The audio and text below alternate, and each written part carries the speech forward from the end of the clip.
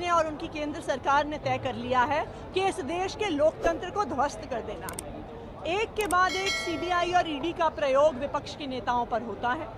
जो Bharatiya Janata party join कर लेता है, जैसे अभी 2 दिन पहले हमने देखा कि प्रफुल्ल पटेल का 70,000 करोड़ का एयर इंडिया स्कैम पर सीबीआई ने क्लोजर रिपोर्ट फाइल कर दी। क्यों? क्योंकि प्रफुल्ल पटेल ने भारतीय जनता पार्टी ज्वाइन कर ली। जो भारतीय जनता पार्टी नहीं ज्वाइन करेगा वो सीधा तिहाड़ जेल में जाएगा, जैसे मनीष सिसोदिया हो गए, संजय सिंह हो गए, सत्येंद्र जैन हो गए। इस वक्त जो कोई भी भारत माता से प्यार करता है, जो कोई भी चाहता है भारत का संविधान बचे, वो हर व्यक्ति आज रैली का हिस्सा बनेगा। वो हर व्यक्ति आज उस प्रयास का हिस्सा बनेगा जिसके जरिए हम बताने का प्रयत्न कर रहे हैं कि हम सबको एक होना होगा, तभी जाकर के देश का संविधान बचेगा, देश का लोकतंत्र बचेगा। शुरुआत कर रहे हैं। आप यहीं से कांग्रेस के खिलाफ बोलते थे, आज उन्हीं के साथ बैठना पड़ेगा। यहाँ पे तो भारतीय जनता पार्टी के खिलाफ भी हम बोलते हैं, वो आप भूल गए, आपको याद नहीं रही।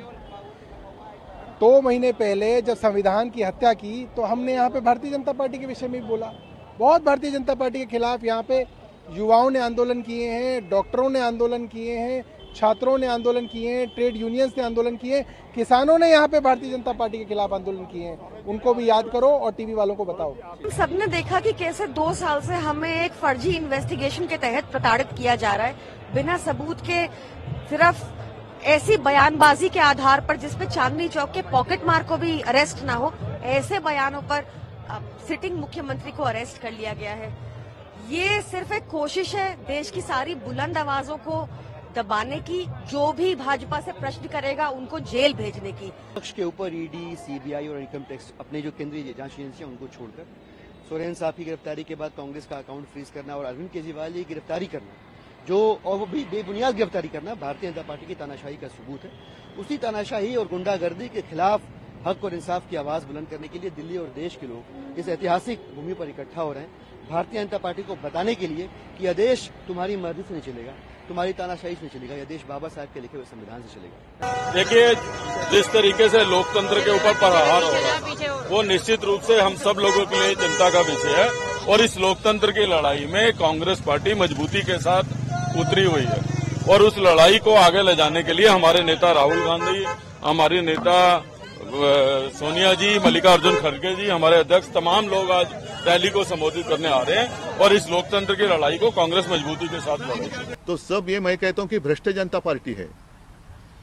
तो जनता जो है, भारत की जनता वो अलग है, और ये जो है भ्रष्ट जनता, और सब परिवारवाद जो कहते हैं, तो इनको भ्रष्ट परिवार जो है वो चलता है।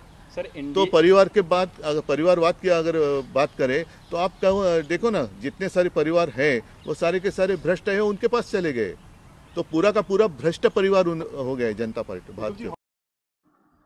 The Indie opposition meeting happening in Delhi today is not a political gathering, but a Alibaba and a Chalis Chor meetup where the only objective is to devise a strategy how to do corruption and how to loot India.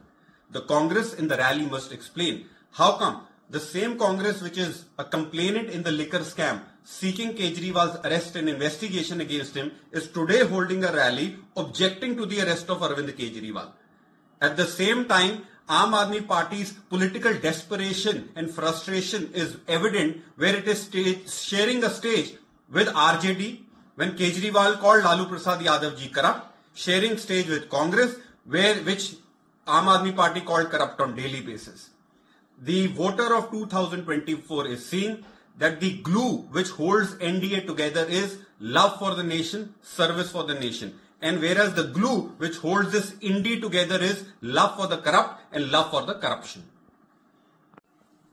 आज जो दिल्ली में इंडी ठगबंधन का समारोह हो रहा है वो कोई राजनीतिक मीटिंग नहीं है, बल्कि अली बाबा और 40 चोर का समारोह है। आज कांग्रेस पार्टी को रैली में समझाना चाहिए कि वही कांग्रेस पार्टी जो लिकर घोटाले में, शराब घोटाले में कंप्लेनेंट थी, जो केजरीवाल के खिलाफ जांच और गिरफ्तारी मांग रही थी, आज वही कांग्रेस केजरीवाल की गिरफ्तारी पे विरोध कर रही है और एक रैली रख रही है। और दूसरी तरफ आम आदमी पार्टी को भी समझाना चाहिए कि कैसे आज वही आरजेडी के साथ हाथ मिला रहे हैं, जिन्हें अरविंद केजरीवाल जी दिन दहाड़े लालू प्रसाद यादव को भ्रष्ट कहते थे। उस कांग्रेस के साथ हाथ मिला रहे हैं जिनके खिलाफ अरविंद केजरीवाल जी ने भ्रष्टाचार की लड़ाई लड़ी और एक पार्टी खड़ी कर दी। सत्य तो यह है 2024 का वोटर देख रहा है कि एक तरफ तो एनडीए गठबंधन की जो गोंद है वो है देश सेवा और देश प्रेम, दूसरी तरफ इंडी ठगबंधन की जो गोंद है वो है भ्रष्ट और भ्रष्टाचार के प्रति प्रेम और स्नेह। वो दल हैं जिनके लिए सिर्फ और सिर्फ अपना परिवार है और एक तरफ मोदी जी के नेतृत्व में हम हैं जिसके लिए 140 करोड़ देशवासियों का परिवार है। और वैसे हमारे धर्मशास्त्रों में कहा गया है व्यसन की मित्रता बहुत अच्छी होती है, बहुत प्रबल होती है, दुर्गुण की मित्रता मतलब कोई खराब, जैसे जुआरी शराबी बहुत अच्छे मित्र होते हैं आपस में, तो वैसे ही यहां व्यसन की मित्रता का, व्यसन के भाईचारे का